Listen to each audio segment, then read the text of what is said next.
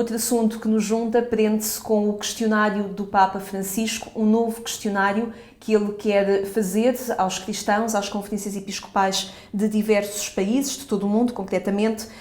Este novo inquérito, que ainda, à data que conversamos, não foi ainda traduzido para português, mas que numa tradução livre a partir do italiano indica que há uma reflexão sobre a procriação medicamente assistida que o Papa Francisco quer fazer. E há uma pergunta, concretamente no questionário, que diz como pode ser desenvolvido o diálogo com as ciências e as tecnologias biomédicas no sentido do respeito pela ecologia humana da reprodução. Devolvi-lhe a si essa pergunta. Como é que é possível fazer o equilíbrio entre a ecologia humana da reprodução e também as técnicas de procriação medicamente assistida? Eu acho que é um equilíbrio que é possível, mas que é muito difícil cada vez mais. Porquê? Porque, por um lado, o que está na origem das técnicas de procriação medicamente assistida e que se reflete até, de certa forma, na legislação, é, no fundo, as técnicas servem para,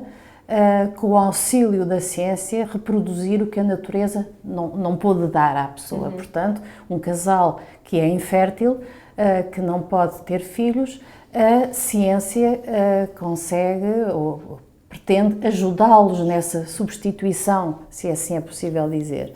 E, portanto, entende-se que esse auxílio da ciência deve ser o mais natural possível relativamente àquele casal.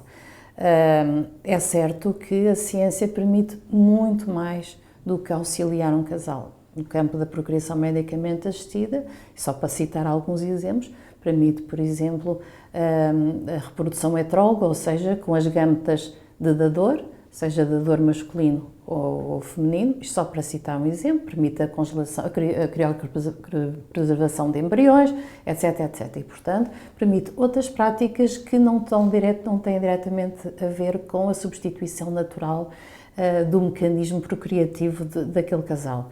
E, portanto, pergunta-se a tradicional questão se o que é tecnicamente possível é eticamente admissível.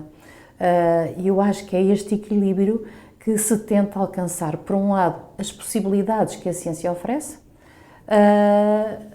mas, por outro lado, a nossa moral, a moral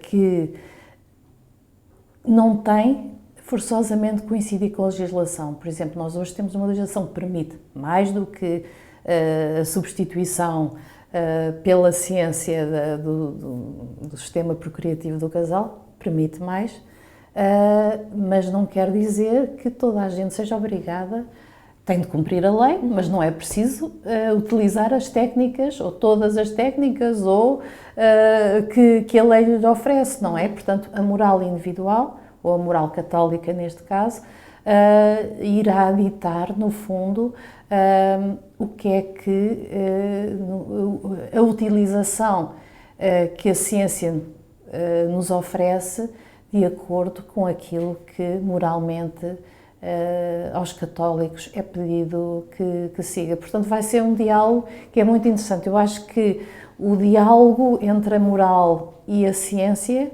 independentemente de estarmos a falar sobre as técnicas de procriação medicamente assistida ou outras, é sempre um diálogo muito saudável,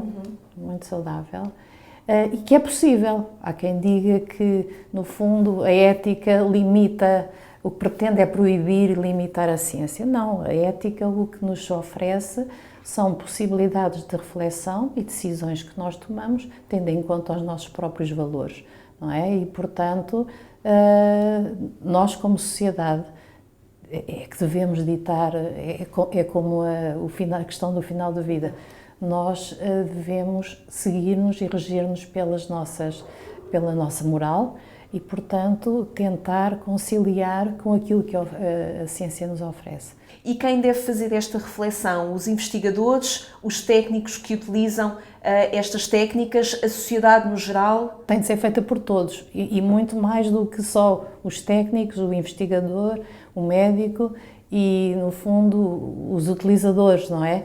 Tem de ser feita por todos nós, porque também são decisões de sociedade, não é? Que nos pertencem a todos e que têm a ver com questões como a dignidade humana, a integridade da pessoa humana, tem a ver com o início da vida e, portanto, são questões que nos dizem respeito a todos e que são fundamentais da forma como nós vemos o futuro da nossa sociedade. Portanto, acho que são questões que nos envolvem a todos, os atores principais, digamos assim, as pessoas que estão diretamente envolvidas, mas todos nós como cidadãos. E a Igreja tem um papel fundamental na promoção deste diálogo. Eu chamo a atenção, por exemplo, falando em novas tecnologias, o papel fundamental da Igreja quando foi a discussão sobre o transplante de órgãos, que a Igreja Católica teve um papel fundamental no sentido da divulgação,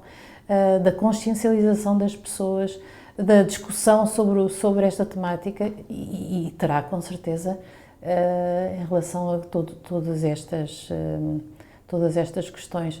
A ignorância nunca foi um bom companheiro da evolução da sociedade e, portanto, quanto mais as pessoas discutirem, independentemente das opções que tomarem individualmente, independentemente do que for, no fundo, o percurso que se fizer, é preciso falar sobre as questões, até para depois conseguirmos formar a nossa própria consciência relativamente a elas. Obrigada, doutora Paula, por, ao longo de todo o ano, ter estado na nossa companhia, nos ter proporcionado uma reflexão em torno das questões éticas. Muito obrigada, um bom ano para si.